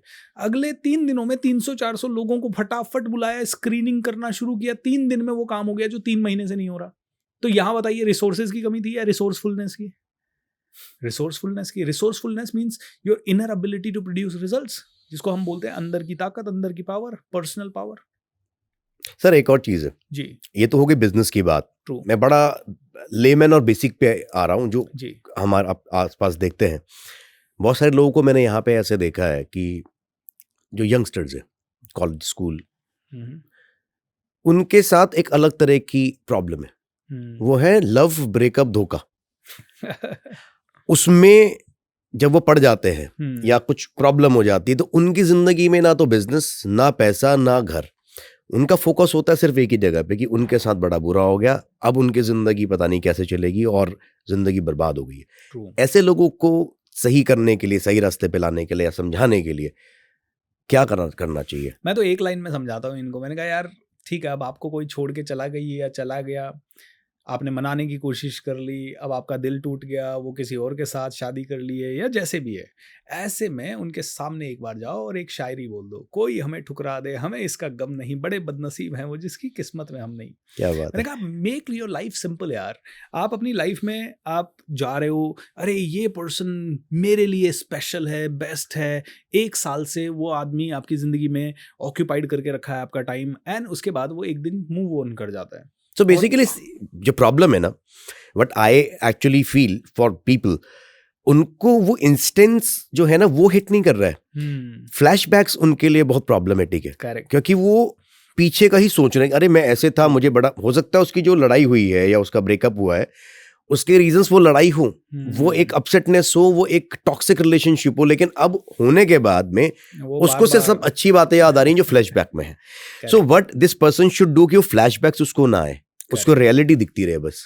उस केस में हम लोगों को अगेन मैंने आपको कहा ना रियलाइजेशन, ठीक है, मान ले यही रिलेशन तेरे साथ 5 साल होता, can you not have a better relationship? What is the guarantee कि इस रिलेशनशिप के कारण you are thinking like this? तो जब हम अक्सर देखते हैं ना तो लोग कभी रिलेशनशिप के कारण अपसेट नहीं होते, लोगों के अंदर एक बिहेवियरल पैटर्न होता है, वो हर चीज में अपसेट होने का पैटर्न होता है। मैं उनसे पूछता हूँ चल रिलेशनशिप अभी ब्रेकअप हुआ, इसके पहले कोई इंसिडेंट है जब तू इसी तरह से अपसेट हुआ था? शायद इतना नहीं लेकिन हुआ था। हाँ सर जब मैं कॉलेज का एग्ज़ाम था तब। अच्छा और उसके पहले जब पापा ने एक बार मारा था तब। अच्छा और उसके पहले सर जब मैं छोटा था और मेरे को आइसक्रीम नहीं मिली थी तब। ओके, इसका मतलब it's a habitual pattern of emotions जो कि उसने लर्न किया है। अब इन्हीं को रिवर्स करना पड़ेगा। इनको रिवर्स करने का प्रोसेस क्या है कि अच्छा अभी अभी व्हाट आर यू फीलिंग, चलो ब्रेकअप हो गया, what are you feeling? I am feeling hopeless. Okay, तो मैं उनसे बोलता हूँ अच्छा यू आर फीलिंग होपलेस, अब मुझे बता क्यों? ठीक है, क्योंकि मेरा ब्रेकअप हो गया। अच्छा उससे क्या हुआ? क्योंकि मेरा ब्रेकअप होने के कारण I feel I am not worthy. अब प्रॉब्लम ये ब्रेकअप नहीं है, प्रॉब्लम है ब्रेकअप होते ही उसके अंदर का एक बिलीफ फायर हुआ, आई एम नॉट वर्दी। अब मैं उसको सेल्फ बोलता डाउट। हूँ सेल्फ डाउट। अब मैं उसको बोलता हूँ चल आंखें बंद कर, सीधा बैठ, और सीधा बैठने के बाद 5 बार मुझे बोल आई एम वर्दी, मैं स्पेशल हूं, मैं जबरदस्त हूं, मैं पावरफुल हूं, बिकॉज अब बिकॉज के तू मेरे को 10 कारण दे। फिर वो सोचता है मैं सेल्फ वर्थ है मेरी बिकॉज मैं एक अच्छा स्टूडेंट हूँ, बिकॉज मेरे मार्क्स अच्छे आए, बिकॉज मैं अपने माता पिता का कहना मानता हूँ, because I have a good family, because I have a good health, because I am a human being, because I am very good in mathematics. जब वो 10-20 कारण देता है उसके बाद मैं कहता हूँ now how you feeling? I am feeling great. Who change this feeling? मैंने चेंज करी। तो वो लड़का या लड़की तो तेरी जिंदगी से गया, अब तू ये फीलिंग कैसे ले आया? क्योंकि एक्चुअली वो फीलिंग जो रिलेशनशिप के ब्रेकअप से नहीं हुई है, वो ब्रेकअप के कारण अगर वो डीपर लेवल पे जाए तो जो बिलीफ उसने क्रिएट कर ली है उसके कारण हुई है। हमारा थोड़े दिन पहले सर एक प्रोग्राम हो रहा था, पुणे के अंदर प्रोग्राम था, 300-400 लोग थे उस प्रोग्राम में। एंड मैंने ऐसे ही पूछा कि is there anybody who wants to kill himself? कौन आत्महत्या करना चाहता है? तो देयर वाज अ लेडी, वो खड़ी हो गई, बोली सर मेरी 13 साल की बेटी ने सुसाइड कर लिया और मुझे तो लगता है मेरी तो पूरी ज़िंदगी वही थी। और वो हस्बैंड वाइफ दोनों आए थे साथ में। मैंने उनसे पूछा, मैंने कहा एक बात बताइए, अ, इस समय आपकी बेटी आसमान में है, ठीक है? जस्ट इमेजिन उसका अच्छा-सा चेहरा और वो देख रही है उसकी माँ की हालत ऐसी है। आपको क्या लगता है, क्या सोचेगी वो? वो बहुत बुरा सोचेगी।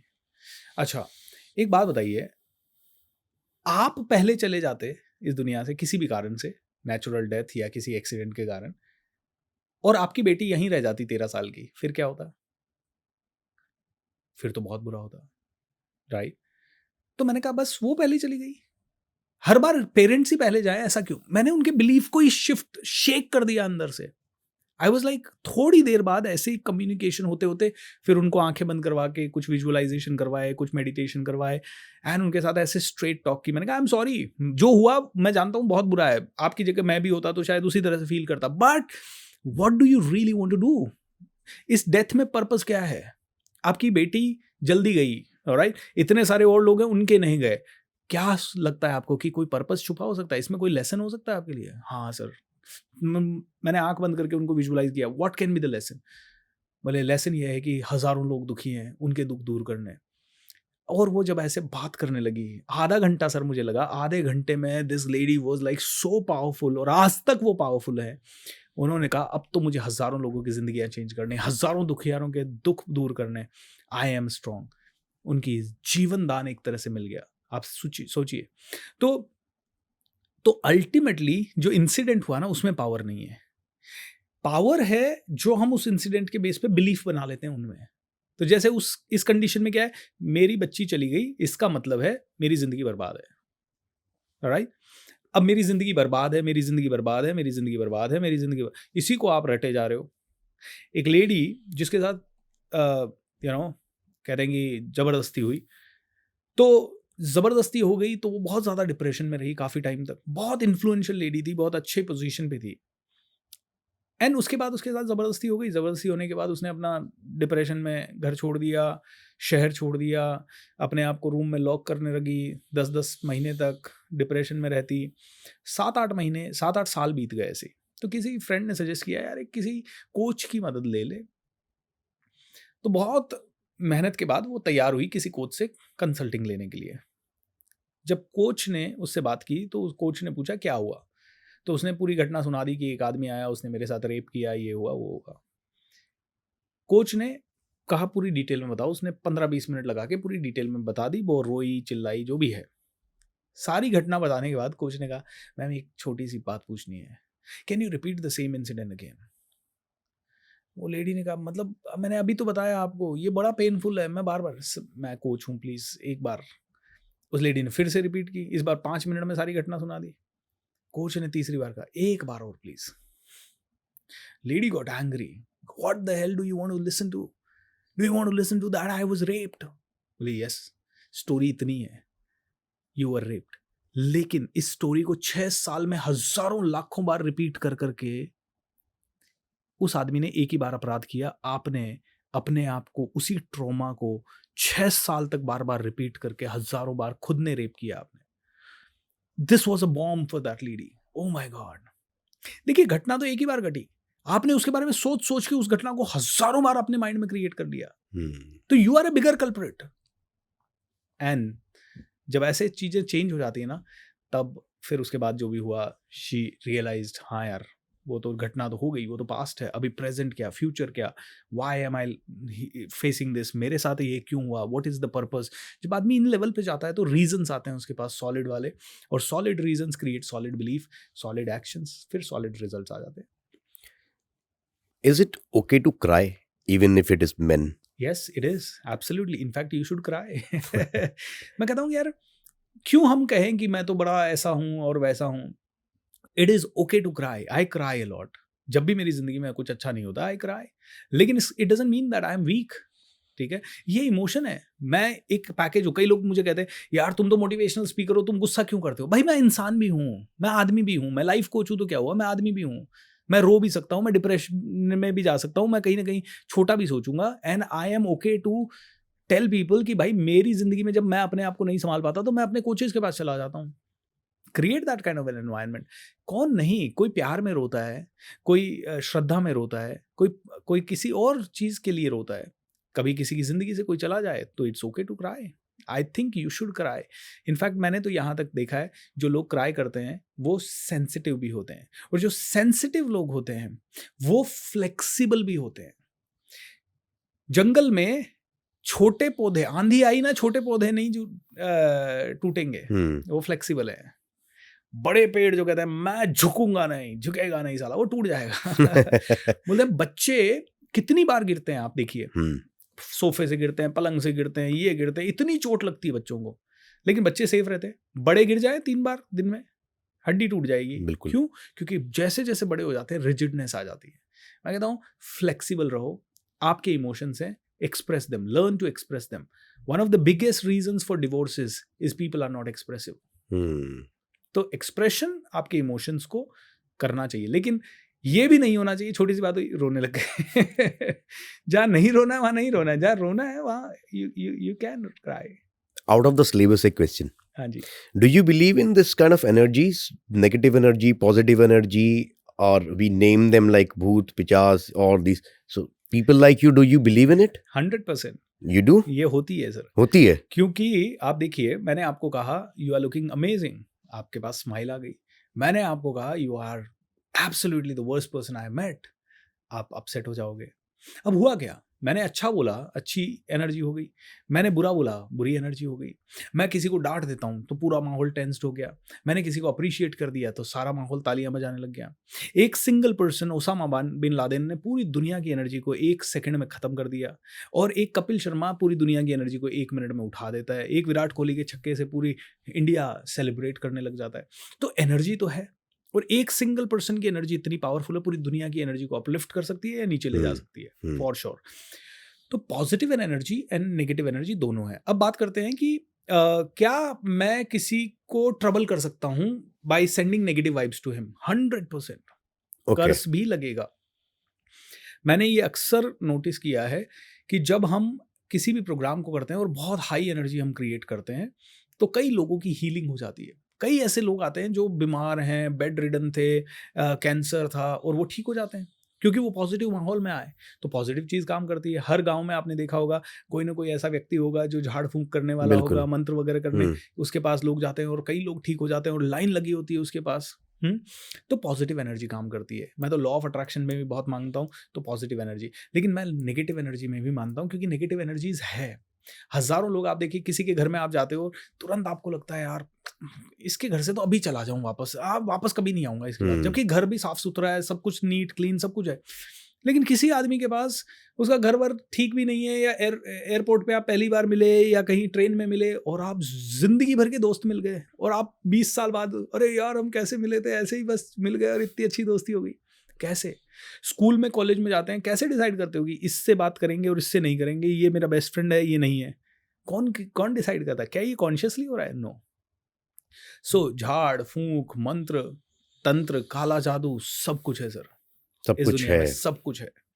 एंड ये है कि हमें उसके बारे में ज्यादा सोचना नहीं है ना। एंड क्या ये लॉ ऑफ अट्रैक्शन में भी आता है कि जब इनके बारे में ज्यादा सोचा जाए या जब इंसान ऐसी ही चीजों को अट्रैक्ट करे तो ये चीजें अट्रैक्ट भी हो जाती हैं फिर? 100%। जब आदमी आप बार बार सोचेगा मेरे पे किसी ने काला जादू कर दिया, तो किसी ने किया ना किया, अब आपकी सोच ऐसी हो गई काला जादू काला जादू काला जादू, अब आपको काला ही काला दिखेगा सब कुछ। And do you also believe in की नजर भी लगती है? नज़र 100% लगती है सर, क्यों नहीं लगेगी? देखिए आप सोचिए, हज़ारों लोग आपको देख रहे हैं, ठीक है? और हज़ारों लोगों में से हर तरह के आदमी हैं। कोई कहता है मैं तो इससे आदमी से जेलस हूँ, कोई कहता है यार ये तो बहुत अच्छा आदमी है। तो अच्छी नज़र और बुरी नज़र दोनों लग जाती है। So what do you do? आपको तो पता नहीं कितने लोग देखते होंगे, तो आप अपने तो आप को कैसे सही मैंने रखते हैं? एक्सपीरियंस किया है सर इसको हाँ। बहुत लेवल पे। कहते हैं कि जो आदमी एक्सपीरियंस करता है ना, उसको 101% इस पे यकीन भी होता है। हुँ, मैं आपको 10-15 चीज़ें बोलता हूँ। जैसे मैं इन चीज़ों को कभी भी है ना, इस लेवल पे नहीं मानता कि यार मैं बस अब नज़र लग जाएगी, अब मैं इसलिए काम नहीं करूँ, या मेरी ग्रोथ है, मैं सक्सेस किसी को बताऊँ ना, ठीक है? लेकिन मैं इसको इस लेवल पे ज़रूर मानता हूँ कि हाँ, जब हम हज़ार लोगों के साथ मिलते हैं तो कहीं न कहीं कई लोग बीमार हैं, कई लोगों की मानसिक स्थिति, तो उस रूम की में एनर्जी मिक्स्ड एनर्जी है, हुँ, ठीक है?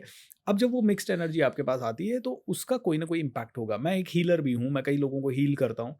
तो हमारा एक प्रोग्राम चलता है हैप्पीनेस रिट्रीट। जितनी बार भी हम वो प्रोग्राम करते हैं, उतनी बार ये होता है कि हज़ारों लोगों की हीलिंग होती है, जितने भी लोग होते हैं उनकी हीलिंग होती है।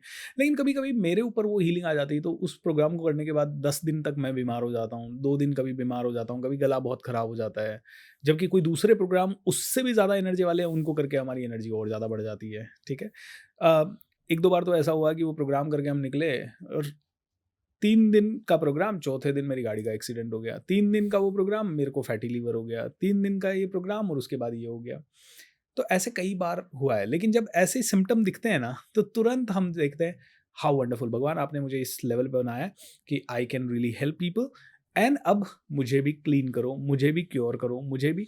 तो जब ऐसी नज़र लग गई, तो नज़र लग गई, हनुमान जी को बुलाओ ना, हुँ। है ना? हनुमान चालीसा बोलो, नज़र लग गई तो। कभी नज़र लगने का थॉट भी आ जाए तो जय हनुमान ज्ञान गुण सागर, जय कपीस तिहु लोक उजागर, और सुबह-सुबह हनुमान चालीसा बोलो। मैं तो, मेरे पास है ना 10-15 भजन है सर, हुँ, वो मैं चला देता हूँ। जब भी ऐसा थॉट आता है ना कभी भी कि नज़र लग गई, लगी नहीं लगी पता भी नहीं है ना, दिखती तो है नहीं। लेकिन घर वाले कहते हैं कि भाई देखो नज़र तेरी उतारी, वो मिर्ची जलाई तो पहले उसमें से ऐसे आता है, बहुत खाँसी चलती है, लेकिन नज़र लगी हुई है, वो हुँ। हटाई तो अभी खाँसी भी नहीं चल रही, ये नज़र ये लगी हुई है। होता है, लेकिन आई डोंट नो बिल्कुल, फॉर सम रीज़न ये ऐसी 100% चीज़ें होती है। होती है सर। अब मैं क्या कहता हूँ, होती होंगी, किसी ने नज़र लगा दी मेरे को, लगा दी तो उसका काम उसने कर दिया। अब हमें क्या करना है? हमें तो सोचना भी नहीं कि हमें नज़र लगी या नहीं लगी, हुँ, हमें तो एक ही चीज़ सोचनी है, हनुमान जी जल्दी से दूर कर दो। तो मेरे पास एक भजन है, मैं आपको 6-7 भजन है वैसे तो, जो मैं सुन लेता हूँ और मैं इतना पॉजिटिव हो जाता हूँ कि फिर मुझे मैं ऐसे इमेजिन करता हूँ कि कोई भी नज़र वज़र कुछ भी लगी है, सब टूट गई, सब ब्रेक हो गई। तो जैसे एक है, क्या बिगाड़ेगा उसका काल और कली, जिसकी रक्षा करे हैं बजरंगबली। वाह! तो मैं ये भजन सुनता हूँ और कार में पूरी तेज आवाज़ से सुनता हूँ, मज़ा आ जाता है। ऐसे ही एक है, यू नो, तेरे सर पर सीताराम, फ़िक्र फिर क्या करना, तेरे बिगड़े बनेंगे काम, फ़िक्र फिर क्या करना। तो इस तरह के बहुत सारे मैं भजन का कलेक्शन मैंने कर रखा है, उनको मैं सुन लेता हूँ, हनुमान चालीसा लगा लेता हूँ, वो क्या कहते हैं, बजरंग बाण लगा बजरंग बाण। लेता हूँ, मज़ा आ जाता है। एंड फिर लगता है यार सब तो भगवान के इसका बच्चे हैं। मतलब फिर हम ये ऐसे देखें इसको कि न्यूमरोलॉजी, एस्ट्रोलॉजी और ये सब चीज़ें जो है ये एग्ज़िस्ट करती, इनसे लोगों का 100%। फ़ायदा होता है? इनसे भी फ़ायदा हो सकता है, ऐसी बात है। क्योंकि देखिए कोई भी चीज़, मान लीजिए आप इस घर में आए और किसी ने आपके माइंड में एक थॉट डाला, आपके पास 10-15 कोई गलत चीज़ें हो गई। अब गलत चीज़ें होने के बाद ऑब्वियसली एक थॉट आता है कि यार कहीं वास्तु तो ठीक नहीं है, कहीं हुँ, कोई और तो नहीं है, और किसी ने कहा एक बार वास्तु चेक करा लो। अब आपने वास्तु स्पेशलिस्ट को बुलाया, उन्होंने कहा एक काम करो, आपके घर का हमने वास्तु ठीक कर दिया, यहाँ एक पिरामिड लगा दिया और चिंता मत करो, वास्तु ठीक हो गया, अब सब होगा। अब अगले दिन से आपका थॉट क्या होगा? अरे वास्तु कराया, अब सब ठीक होगा। अरे लेकिन ये वास्तु कराया, प्लेसिबो ठीक इफ़ेक्ट होगा। भी हो सकता है ना? प्लेसिबो इफ़ेक्ट ही है। वही है, प्लेसिबो इफ़ेक्ट ही है। ओके। एंड थोड़ा साइंस भी है कि डायरेक्शंस वगैरह कैसे हैं, कौन-सी डायरेक्शन, भाई सूर्य की डायरेक्शन में पॉजिटिव एनर्जी ज़्यादा है और ऑपोज़िट डायरेक्शन में पॉजिटिव एनर्जी थोड़ी कम होगी। बट हाउ सी इसमें तो ठीक है एनर्जीज़ हो गई मतलब जी। डायरेक्शंस का हो गया, how astrology and numerology help people in that case? Um, मुझे ऐसा नहीं ये भी लगता कि प्लेसिबो इफ़ेक्ट ही है? 100% मैं तो इसको प्लेसिबो इफ़ेक्ट ही मानता हूँ। इससे ज़्यादा मैं मानता हूँ, इससे ज़्यादा ज़्यादा मैं नहीं जानता हूँ। लेकिन हम इसको आज एक फैंसी नाम दे दिए प्लेसिबो हुँ, इफ़ेक्ट, हुँ। लेकिन जो शास्त्रार्थ कई हज़ार सालों से करते आए चलते हैं, आए हैं। उसके पीछे कोई तो साइंस होगी because it is all mathematical. True. तो क्या कई बारी आपको लगता है कि जो लोग धर्म का सहारा ले रहे हैं या हम कहते हैं शास्त्रार्थ जो सहारा लेकर आ रहे हैं हुँ। और साथ में जो आपके कोर्सेज हैं उनको अगर एक कंबाइन करके अगर आप कोई ऐसा कोर्स बना सकते हैं तो you can always try that. तो मे बी कुछ एक ऐसा यूनिफॉर्म मतलब एक आप यूनिक चीज की बात करते हैं, patent, True, so you true. Can make something like that, why can't you? Absolutely. So people will get more help out of it. मैं तो पता नहीं कैसे इसको क्या बनाऊंगा, लेकिन हाँ ऐसी चीज़ें हैं, जैसे मुझे ऐसा लगता है कि अगर हजारों साल से कोई चीज़ चली आ रही है तो उसको पूरी डिटेल में जाने बिना नकारो भी मत. लोग कहते हैं ना नहीं ये काम नहीं करता, मैं ये भी नहीं कहता. मैं कहता हूँ सब चीज़ काम करती है. मैं जानता हूँ पब्लिक स्पीकिंग भी काम करती है, और सेल्स भी काम करती है, मार्केटिंग स्ट्रैटेजी भी काम करती है, और लॉ ऑफ अट्रैक्शन भी काम जी. करता है, और स्पिरिचुअलिटी और भजन भी काम करते हैं. अब सब चीज़ें मैं मेरे हिसाब से काम करती है. कोई कहता है नहीं नहीं यार ये भगवान कुछ नहीं है, तो मैं कहता हूँ सब कुछ है. एस्ट्रोलॉजी भी है, न्यूमरोलॉजी भी है, इन सभी की वैल्यू भी करो, और जितना ही वैल्यू करो जितना ये अंधविश्वास ना बने. अब मैं कहूँ यार हर चीज़ ही मैं तो पंडित से पूछ के ही करूँगा, हर काम करने से पहले मैं न्यूमरोलॉजिस्ट से पूछूंगा, आई थिंक दैट इज़ अंधविश्वास. तो अंधविश्वास के लेवल पे इन चीज़ों को ना ले जाओ. और जहाँ मुझे ऐसा लगता है कि अगर आपको लगता है कि आपके सिग्नेचर चेंज करके एक पॉजिटिविटी आ सकती है आप में, और उससे होता भी है क्योंकि आपके ब्रेन पैटर्न्स जो हैं वो आपकी हैंडराइटिंग में दिखाई देते हैं. अब उसको चेंज कर लिया, ग्राफोलॉजी यूज़ कर लिया आपने, उतना सा चेंज करने में कहाँ जाता है. आपको रोज़ सिग्नेचर करने हैं, किसी ने कहा कि ये वाला सिग्नेचर कर लो इसकी जगह, आप चेंज कर लो, करके ट्राई करो, आपको अच्छा लगे तो ठीक है कंटिन्यू करो, नहीं तो नहीं लगे. तो आई से हर चीज़ में 4 लेवल होते हैं. पहला अंधविश्वास का लेवल कि मैं तो इसके बिना कदम ही नहीं उठाऊंगा, वो ठीक नहीं है. दूसरा है डीपर लेवल, जहाँ पे आप बहुत डीप उसकी नॉलेज ले लेते हैं. वो हर किसी को लेने की ज़रूरत नहीं है, वो उसी को लेने की ज़रूरत है जो उसमें प्रोफेशनल बनना चाहता है, और वो जो प्रोफेशनल बने वो सही राय दे. तीसरा लेवल है जहाँ पे हम चीज़ों को मानते हैं, लेकिन हाँ हम उनके गुलाम नहीं हुए हैं कि मैं तो न्यूमरोलॉजी का गुलाम हो गया साहब, अब तो मैं तो सारी वही चीज़ें करूँगा, वही अंगूठियाँ पहनूंगा, 15 अंगूठियाँ 15 चीज़ें. आई थिंक वो गुलाम होने वाला लेवल नहीं चाहिए. और चौथा लेवल है हम तो मानते ही नहीं है जी, ठीक है, वो भी लेवल नहीं चाहिए. तो आप गुलाम होने नहीं होने वाला लेवल इज़ ऑल राइट, कि मैं गुलाम नहीं हूँ साहब, है ना. मेरे को सब चीज़ें अपने फेवर में यूज़ करनी है. इंटरनेट है, सोशल मीडिया है. जस्ट इमेजिन कीजिए फेसबुक के गुलाम हो गए लोग, तो फिर क्या होगा, ज़िंदगी बर्बाद है. फेसबुक को अपने फेवर में यूज़ करो, उस पर एडवर्टीजमेंट डालो, अपनी ब्रांड को बिल्ड करो, and then you use anything wisely. Yes you right. अच्छा, कुछ दो चार ऐसी किताबें बताइए जो इंसान को पढ़नी चाहिए. करेक्ट. मैं कहूँगा सबसे पहली बुक जिसने मेरी ज़िंदगी बदली थी, जो मैंने जब पढ़ी तो मुझे लगा यार मज़ा आ गया, वो बुक थी 7 habits of highly effective people. Right, बहुत सारी books 7 habits of highly effective people. ये डॉक्टर स्टीवन कवी की क्लासिक बुक है. इसमें 7 छोटी छोटी आदतों के बारे में बताया, बट डिटेल में. तो उसमें बोला है कि आपको पर्सनल विक्ट्री करनी है तो क्या करना है, और आपको पब्लिक विक्ट्री करनी है तो क्या करना है. तो जैसे उसमें एक हैबिट है, थिंक विन विन. राइट, मुझे आपके साथ डील करनी है और मैं देखूं यार मेरा फ़ायदा हो जाए बस मोहित जी से, मोहित जी का नुकसान हो तो चलेगा, मिलावट का सामान दे दूं मोहित जी को, कुछ भी कर दूं, तो मैं एक ही बार डील कर पाऊंगा. लेकिन अगर मोहित जी के साथ ज़िंदगी भर का रिलेशन रखना है और डील्स करनी है, तो मोहित जी भी जीतें, उनको कम पैसे में ज़्यादा मिल सके, उनको ज़्यादा वैल्यू मिल सके. अगर ये कर लिया तो ये एक बहुत ही सिंपल हैबिट है, लेकिन इनके बहुत डिटेल्ड एग्जाम्पल है. उसमें लास्ट हैबिट है जो कहती है कि शार्पन योर सॉ. कहते हैं कि पेड़ काटने से पहले कुल्हाड़ी को धार लगा लो. भाई ज़िंदगी में आगे बढ़ने से पहले दिमाग को सोच लो, दिमाग को डेवलप कर लो, अपने ऊपर काम ज़्यादा करो. तो ये बुक बड़ी क्लासिक बुक मुझे लगती है. दूसरी बुक जो मुझे बहुत ज़्यादा टच की, the subtle art of not giving a fuck. ये बुक, नाम जो फक वर्ड है उसके कारण कई लोग इसका नाम नहीं लेंगे, लेकिन इस बुक में बहुत ही प्रैक्टिकली ये समझाया गया है कि तुम्हें दूसरों के ओपिनियन से इतना भी फ़र्क नहीं पड़ना चाहिए कि तुम तुम्हारी ओरिजिनलिटी को भूल जाओ. भाई तुम जा रहे हो, यार मैंने तो कपड़े अच्छे नहीं पहने, यार मैं तो दिख ही अच्छा नहीं रहा हूँ. आज देखिए, एक महिला 80% टाइम आज वो घर का काम भी कर रही हैं, सब कुछ कर रही हैं, लेकिन एवरेज 1 घंटा 1.5 घंटा सजने संवरने और उन चीज़ों में जा रहा है. एक आदमी आजकल हर महीने सैलून में जा रहा है, ठीक है अच्छा दिखना चाहिए सब कुछ, लेकिन आपने सिर्फ इसी बेस पे लोगों को जज करना शुरू कर दिया, या आपको फ़र्क पड़ने लग गया यार मैं अच्छा दिख नहीं रहा हूँ क्या, आज मेरा चश्मा ठीक नहीं है क्या, आज मेरे जूते ठीक नहीं है क्या. आपको इन चीज़ों से इतना फ़र्क पड़ने लग गया कि now you are not original any more. तो I think this is the second book which people should read. फिर द सीक्रेट पढ़ लो, पावर ऑफ सबकॉन्शियस माइंड पढ़ लो. मैंने किताबें लिखी है लॉ ऑफ अट्रैक्शन पे, master your thoughts master your life करके मेरी किताब है. ऐसे ही हमने एक और किताब लिखी है, हमारा पूरा एक 28 डेज का, हाँ, the magic of thinking rich करके मेरा एक 28 डेज का वर्कशॉप होता है, उसी पे एक किताब है the magic of thinking rich के नाम से ही है. where I teach complete science of law of attraction that is free of cost and पूरा premium content जो जितने भी law of attraction के workshop वर्ल्ड वाइड हो रहे होंगे उनमें जो भी प्रीमियम टेक्निक सिखाई गई होगी वो मैं फ्री में सिखाता हूँ लोगों को। एक पूरी मूवी बनी है सर इसके ऊपर। हाँ, द सीक्रेट। द सीक्रेट नहीं, अच्छा, कौन सी वाली? ओम शांति ओम। अरे हाँ, बिल्कुल बिल्कुल। शाहरुख खान पूरी एक्चुअली शिद्दत सेड से। दैट, अगर लोगों ने गौर करा हो तो वो जो डायलॉग है, ये हम्म। कितनी शिद्दत से मैंने तुम्हें पाने की कोशिश की है कि हर जर्रे ने मुझे तुमसे मिलाने की साजिश की है। So that line itself says it is law of attraction की Correct. उसने कब सोचा और कब हुआ। But do you believe in the पुनर्जन्म? इस मूवी से मेरे दिमाग में आ गया, बट होता है क्या? कभी आपने कोई ऐसा इंसिडेंट देखा आपकी कभी कोचिंग के बीच में, कुछ किसी ने बात करी हो या कोई बंदा आके बोला हो, या कुछ ऐसे एग्जाम्पल्स आपने कभी देखे कि? मुझे ये तो नहीं पता चला कि कभी ऐसा तो नहीं हुआ कि वो कोई आदमी बोले कि ये मेरा पूर्व जन्म था और अब मैं ऐसा हूँ, लेकिन मैं ये ज़रूर जानता हूँ कर्मास की थ्योरी, और यस, आदमी का जन्म तो होता ही है, क्योंकि मैं हमेशा देखता हूँ कि यार अंबानी का बेटा अंबानी के घर में क्यों पैदा हुआ, या मुकेश अंबानी धीरू भाई अंबानी की औलाद क्यों बना, और मैं जहाँ पैदा हुआ वहाँ क्यों हुआ, और मोहित जी जहाँ पैदा हुए वहाँ, मतलब कोई तो रीज़न होगा ना, कोई तो लॉजिक होगा इन चीज़ों का, या बिना लॉजिक के ही चीज़ें चल रही है। आई think they might be something. अच्छा चलो ठीक है, हम पैदा कहाँ हुए वो बात अलग है, लेकिन मुझे जैसी एजुकेशन मिली या जैसे संस्कार मिले या जो धर्म मिला वो ही क्यों मिला, किसी को मुस्लिम धर्म क्यों मिला बचपन से, किसी को ईसाई धर्म क्यों मिला, कोई अमेरिका में क्यों आया, कोई इंडिया में क्यों आया, दे माइट बी सम और the other reasons.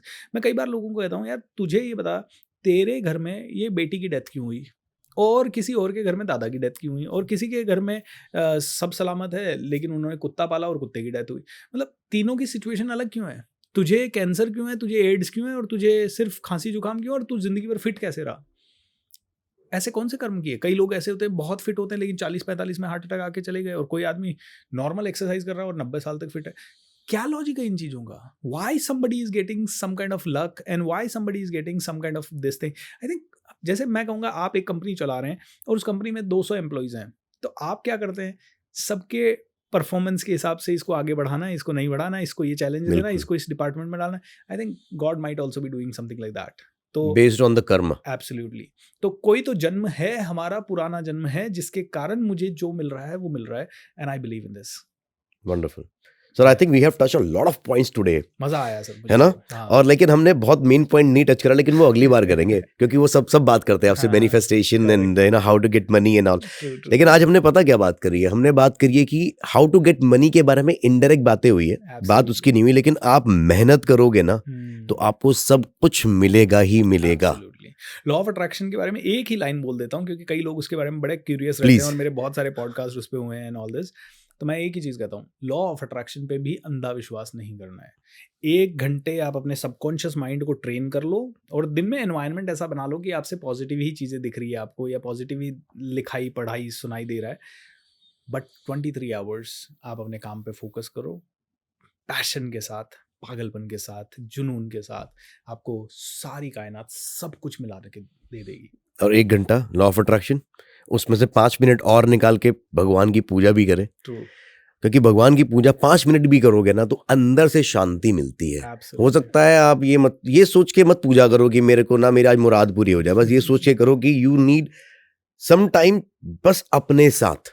So true. क्योंकि वो कनेक्शन जब आपका उसका होगा ना, अपने ही साथ होता है। हम कहते हैं हमारे मन में भगवान है, हमारे अंदर भगवान है, सब में भगवान है।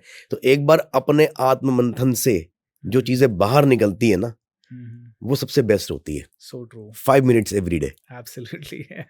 But thank you so much for coming, sir. It was wonderful talking to you. Thank you, Mohit ji. You have got an amazing confidence and amazing personality. Thank you so बहुत much. जल्द आपकी super success story को भी हम cover करना चाहेंगे, मजा आएगा। Thank you. Thank you आज so के लिए much, इतना ही सर। जय हिंद, जय भारत, जय श्री राम। जय हिंद, जय भारत सर, जय श्री राम।